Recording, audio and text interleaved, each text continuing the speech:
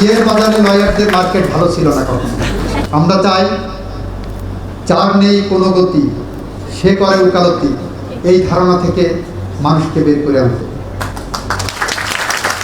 এক সময় ছিল আইনজীবীদের কাছে কেউ বাসা ভাড়া দিতে চাইতো না।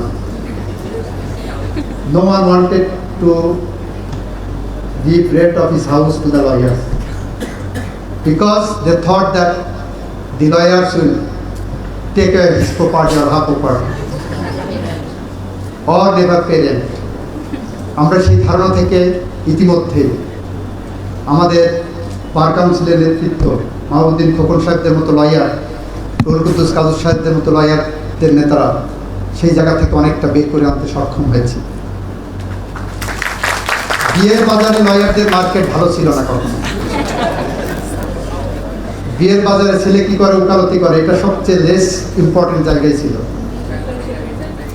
আমি ফেস করেছি ওটা।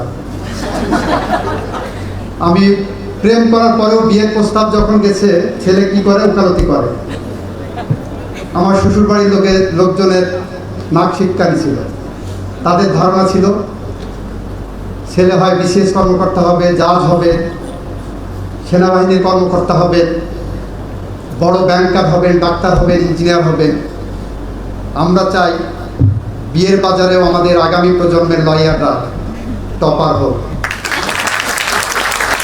আমরা এরকম একটি পেশাগত পরিবেশ তৈরি করতে চাই, এরকম একটি পেশার মান আমরা উন্নত করতে চাই। সে উন্নত করতে হলে আপনাদের শুধু মুখে কথা বললে হবে না। আমি পরশুদিন দেখলাম একজন সিনিয়র জাজ ছিলেন বাংলাদেশে, একজন সিনিয়র জাজ ছিলেন, উনি উকালতিতে ফিরে এসেছেন। মক্কেলের কাছ থেকে 1.25 কোটি টাকা নিয়েছেন রায় লিখে দেওয়ার জন্য। তাও টাকাটা নিয়েছেন কি চেকে নিয়েছেন ওনার নামে। মক্কেলের রায় নিয়ে দিতে পারেনি, টাকাও ফেরত দেননি। মক্কেল সম্ভবত সুপ্রিম কোর্ট বারে কমপ্লেন করেছেন। আমরা এরকম আইনজীবী চাই না, এরকম নীতি কথা বলার আইনজীবী চাই না। আমরা চাই এমন আইনজীবী যারা বাংলাদেশকে কন্ট্রিবিউট করতে পারেন। আমি কালকে একটা ফাইল দেখছিলাম, আমাদের আইন কমিশন নামে একটা কমিশন আছে। 150 কোটি টাকার উপরে সেখানে গত 2 যুগ ধরে 150 কোটি টাকার উপরে সেখানে খরচ হয়েছে। 169টা আইনের সুপারিশ করেছেন, মাত্র 8টি আইন সেখান থেকে নেওয়া হয়েছে।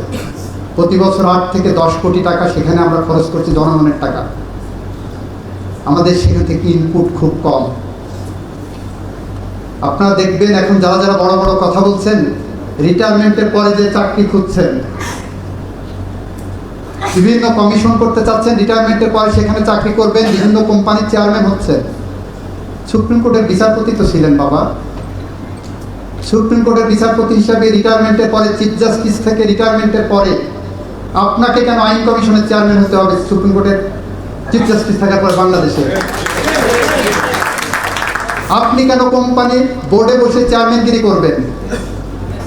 আপনি হাইকোর্টের বিচারপতি ছিলেন, সুপ্রিম কোর্টের বিচারপতি ছিলেন, আপনি কেন কোম্পানির বোর্ডে বসে কোম্পানির শেয়ার হোল্ডারদের ডিসপিউটের মধ্যে বসে বোর্ডে বসবেন, চেয়ারম্যানগিরি করবেন? আমরা চাই এই পেশার মান উন্নত করার জন্য এই জায়গাগুলো আরো বেশি করে স্বচ্ছতার জায়গায় আনা। হাইকোর্টে বিচার করতে বসে চিন্তা করবেন কোন ল চেম্বারে বেশি আরবিট্রেশন আছে, রিটায়ারমেন্টের পরে আমার কিছু আরবিট্রেশন লাগবে। সেই জায়গাগুলো আপনারা লক্ষ্য করছেন। একদিকে যেমন একসময় প্রশ্ন উঠেছিল তত্ত্বাবধায়ক সরকারের প্রধান বিচারপতির পদ দেওয়া হলে এই জুডিশিয়ারির মধ্যে একটা ধাক্কা লাগবে, ঠিক একইভাবে প্রশ্ন এসেছে রিটায়ারমেন্টের পরে কোনো জাজকে এরকম প্রলোভনমূলক জায়গায় দিতে গেলে, ঝুলিয়ে রাখলে এই প্রতিষ্ঠানে ধাক্কা আসবে, সুপ্রিম কোর্টের মতো প্রতিষ্ঠানে ধাক্কা আসবে।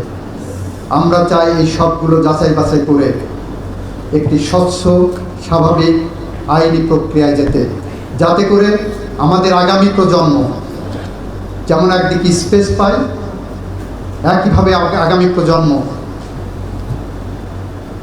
একটি সাংবিধানিক কাঠামোর মধ্যে রাষ্ট্রকে নিয়ে যাওয়ার জন্য তাদের জ্ঞান গরিমা দিয়ে, তাদের প্রজ্ঞা মেধা দিয়ে, তাদের সততা, তাদের সাহস দিয়ে এই বাংলাদেশকে সামনের দিকে নিয়ে যেতে পারেন।